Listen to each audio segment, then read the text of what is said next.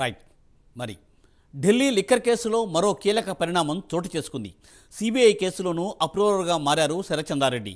అప్రూవర్గా మారాక CBI కోర్టులో శరత్చంద్రారెడ్డి వాంగ్మూలం ఇచ్చారు. శరత్చంద్రారెడ్డి వాంగ్మూలాన్ని సిబిఐ కోర్టు జడ్జి ముందు నమోదు చేశారు. ఈడీ కేసులో గతంలోనే శరత్చంద్రారెడ్డి అప్రూవర్గా మారారు. సిబిఐ, ఈడీ పెట్టిన 2 కేసుల్లో శరత్ అప్రూవర్గా మారారు. ఢిల్లీ మద్యం కేసులో ఇటీవల కవితను సిబిఐ అరెస్ట్ చేసిన విషయం తెలిసిందే. కోర్టులో హాజరుపరిచాక శరత్ను కవిత బెదిరించినట్లు సిబిఐ వెల్లడించింది. శరత్ను కవిత 25 కోట్ల రూపాయలు డిమాండ్ చేశారని సిబిఐ కోర్టుకు తెలిపింది.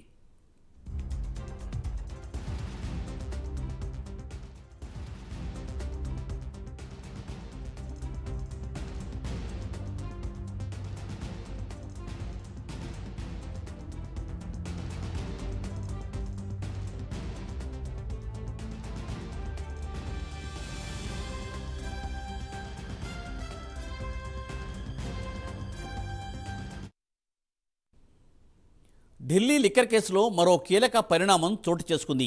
సిబిఐ కేసులో కూడా అప్రూవర్గా శరత్చంద్రారెడ్డి అప్రూవర్ అయ్యారు. అప్రూవర్గా మారాక సిబిఐ కోర్టులో శరత్చంద్రారెడ్డి వాంగ్మూలం ఇచ్చారు.